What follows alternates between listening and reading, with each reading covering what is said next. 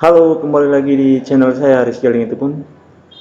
Dalam pembahasan kita mengenai masalah seputar atau peristiwa seputar kemerdekaan Republik Indonesia. Pada sebelumnya, pada part pertama kita sudah membahas mengenai peristiwa atau detail peristiwa dari peristiwa Rengas Dengklok ya, pada tanggal 16 Agustus 1945.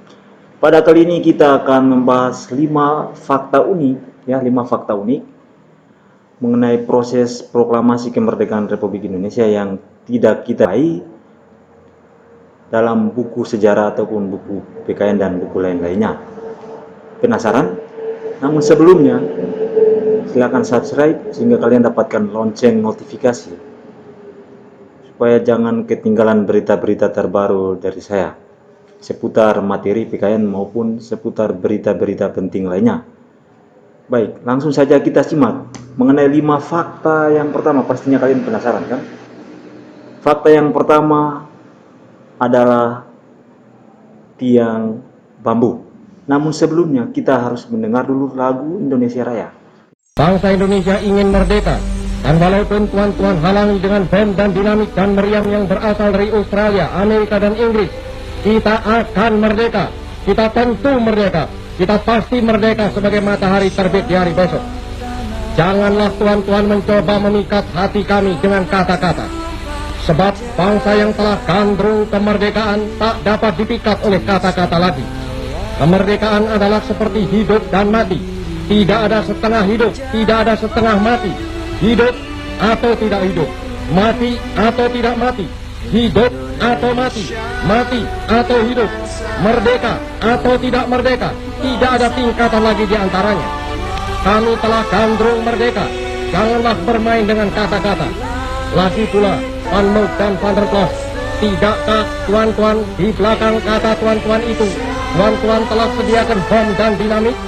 Tidakkah tuan-tuan bersama-sama Amerika, Inggris, dan Australia telah menyerang bangsa Indonesia, membakar kampung-kampung Indonesia, mematikan orang-orang Indonesia, menjandakan perempuan-perempuan Indonesia, menyatukan dan menyatimkan anak-anak Indonesia?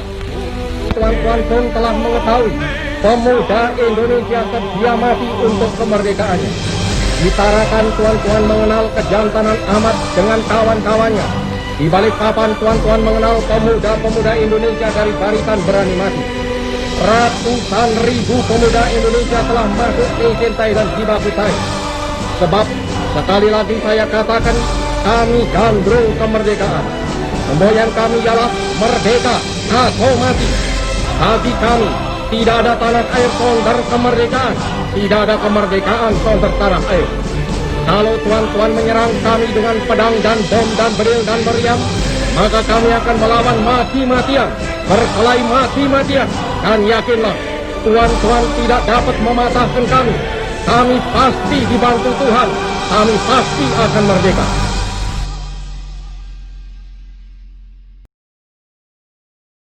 Baik, dalam lagu Indonesia Raya yang tepat pada tanggal 17 Agustus 1945 dinyanyikan untuk kedua kalinya ya. Jadi dinyanyikan yang pertama itu pada pelantikan Kongres Pemuda, yaitu Kongres Pemuda pada saat pembentukan Budi Utomo ya. Kemudian dinyanyikan yang kedua yaitu pada tanggal 17 Agustus 1945. Jadi pada saat itu masyarakat berbondong-bondong melakukan berbagai perayaan untuk merayakan dirgahayu kemerdekaan Indonesia. Sampai saat ini kita masih menjumpai ya. Mulai dari mengikuti lomba 17-an, melakukan upacara bendera, hingga pergi ke mal-mal atau menukarkan voucher diskon spesial hari kemerdekaan. Yang perlu kita ketahui bahwa sejarah kemerdekaan Indonesia adalah kisah yang mungkin sudah biasa kita dengar di bangku sekolah ya. Yang kita sudah biasa mendengar di bangku sekolah. Kisah yang ada di buku pelajaran hanyalah sebagian kecil ya. Jadi perhatikan, kisah yang ada di buku pelajaran adalah hanya masalah atau sebagian kecil. Karena sebenarnya ada banyak kisah-kisah unik dan menarik seputar kemerdekaan Indonesia yang tidak kita ketahui. Kita akan membahas 5 fakta unik tersebut. Penasaran pastinya ya? Penasaran. Baik, yang pertama adalah tiang bendera. Ada apa dengan tiang bendera? Mari kita simak ya. Event upacara bendera di Indonesia biasa dilakukan setiap hari Senin ataupun setiap memperingati hari-hari nasional. Upacara ini memang identik dengan pengibaran bendera merah putih oleh paskibraka. Tiang bendera haruslah kokoh dan kuat agar bendera dapat berkibar dengan gagah, sehingga seringkali tiang bendera berbuat dari besi yang kokoh. Ya, saat ini kita jumpai banyak di lingkungan pemerintah, sekolah, atau dimanapun. Namun tahukah Anda, ternyata tiang bendera yang digunakan saat upacara pertama kali setelah Indonesia merdeka hanyalah menggunakan tiang yang terbuat dari bambu. Wah, luar biasa. Bendera pusaka pertama tersebut dinaikkan di rumah Soekarno yang berada di Jalan Pegangsaan Timur nomor 56, Jakarta, sesaat setelah Soekarno membacakan proklamasi kemerdekaan Indonesia. Saat itu bendera dinaikkan pada tiang bambu, di mana bambu tersebut digunakan dengan cara diberi tali dan ditanam beberapa langkah saja dari teras rumah. Pengibaran bendera dilakukan oleh paskibraka yang dipimpin oleh Kapten Latif Hedradiningrat, ya, dan saudari Peta. Walaupun hanya menggunakan tiang bambu, namun suasana upacara sangat khidmat sembari menyanyikan lagu kebangsaan Indonesia Raya dengan lantang. Jadi yang pertama mengenai tiang bendera yang pertama kali untuk mengibarkan bendera pusaka, ya, bendera pusaka itu menggunakan tiang bambu dan hanya ditanam dan diikat dengan tali. Wah, luar biasa. Kemudian yang berikut yaitu mengenai naskah proklamasi. Pembuatan naskah proklamasi dalam buku sejarah memang diceritakan bahwa naskah dibuat oleh Soekarno dan Hatta di kediaman Laksamana Maeda. Setelah melalui diskusi yang cukup panjang, naskah asli teks proklamasi kemerdekaan Indonesia ditulis tangan oleh Bung Karno dan didikte oleh Bung Hatta. Sekitar pukul 4 pagi 17 Agustus 1945. Setelah selesai, Bung Karno kemudian memberikan naskah itu kepada para pemuda yang berkumpul di rumahnya. Naskah itu selanjutnya diketik oleh Sayuti Melik. Namun tahukah Anda, ternyata menurut seorang yang mengaku tentara bekas Jepang atau pembela tanah air atau Peta bernama Andor Yoko menyatakan jika setelah naskah asli yang didikte dan ditulis oleh Bung Karno dan Bung Hatta itu diketik oleh Sayuti Melik, naskah tulisan tangan tersebut sempat dibuang ke tong sampah oleh Sayuti Melik karena dianggap tidak diperlukan lagi. Untungnya, naskah tersebut diselamatkan oleh PM Dia atau seorang putra asal Aceh yang juga adalah tokoh pers, pejuang kemerdekaan, diplomat, dan pengusaha Indonesia. Takut akan dibuang kembali, dia pun menyimpan naskah asli proklamasi itu selama sekitar 49 tahun lamanya sebelum akhirnya diserahkan ke pemerintah pada tanggal 29 Mei 1992. Itu fakta unik. Artinya pernah naskah asli ini dibuang dan kemudian ditemukan oleh seorang yang bernama BM Dia dan diserahkan kembali, yang sudah disimpan 49 tahun lamanya. Luar biasa. Namun ada juga versi lain, ya, yang menyatakan kalau setelah Sayuti Melik menunjukkan naskah proklamasi hasil ketikannya kepada Bung Karno, Bung Karno menanyakan naskah asli tulisan tangannya, ya.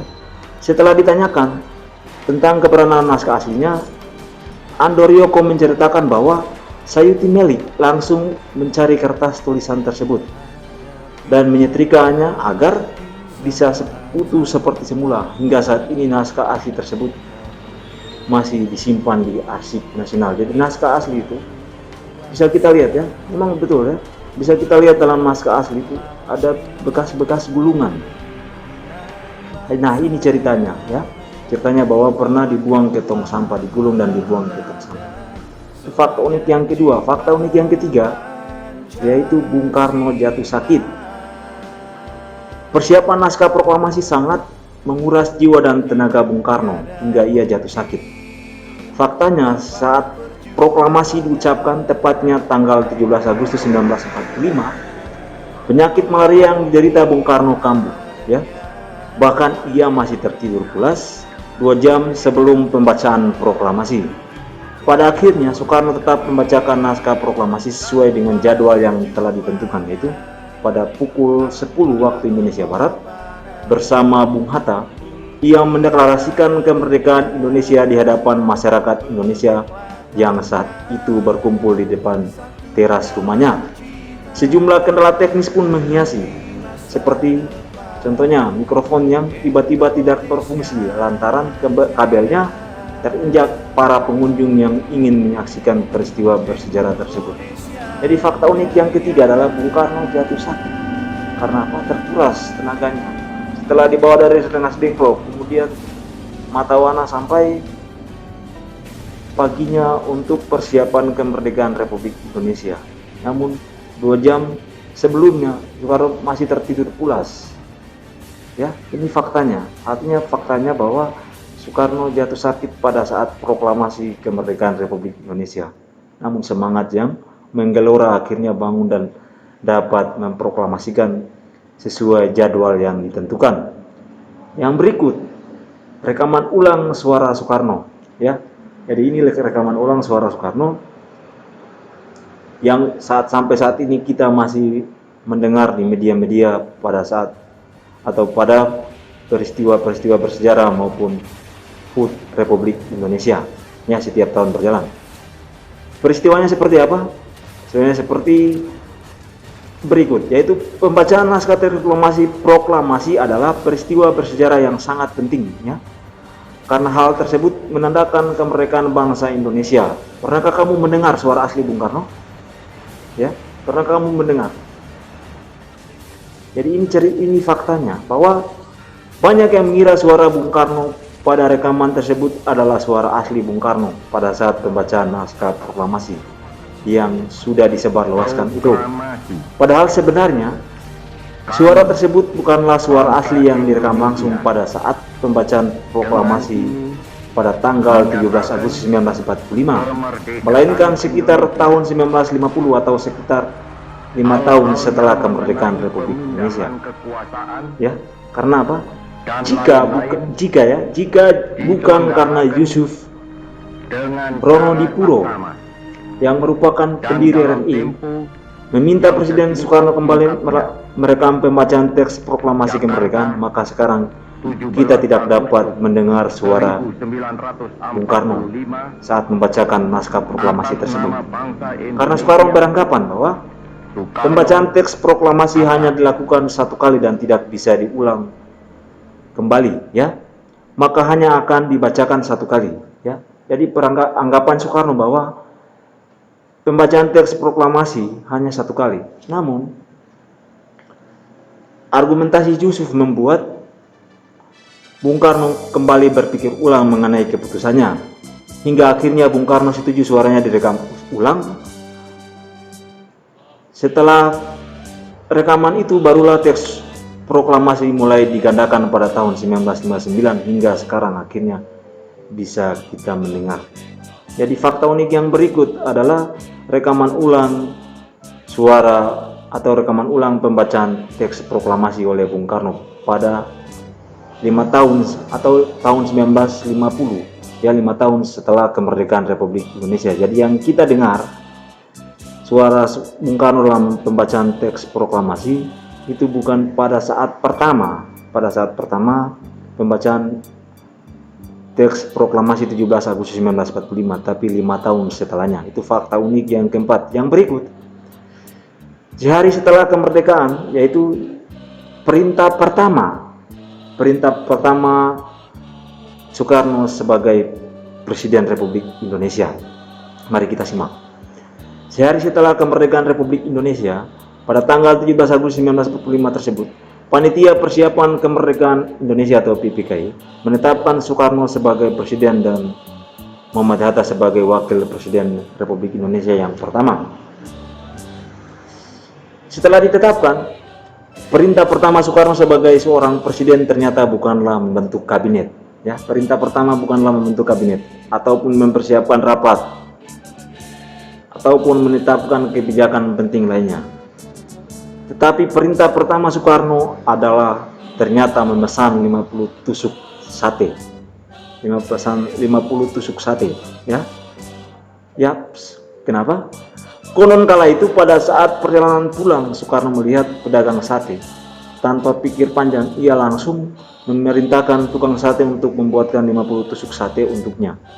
Ia pun langsung memakannya dengan berjongkok di pinggir parit. Konon masih banyak hal-hal dan kisah unik yang terjadi di balik peristiwa kemerdekaan Republik Indonesia. Ya, namun kali ini saya hanya membahas 5 peristiwa unik. Jadi peristiwa unik yang terakhir adalah perintah pertama Soekarno bukan membentuk kabinet, bukan mengambil kebijakan yang penting, tapi memesan 50 tusuk sate. Jadi 5 peristiwa ini mewakili banyak peristiwa unik yang tidak kita dapatkan di buku sejarah maupun buku materi-materi tentang kemerdekaan atau sejarah kemerdekaan Republik Indonesia. Itu saja pembahasan kita mengenai 5 fakta unik proses kemerdekaan Republik Indonesia. Jika kalian merasa ini bermanfaat, silakan share dan share sebanyak-banyaknya ke teman kalian. Itu saja, sekian dan terima kasih. Salam dari saya, Rizky Aldini Channel.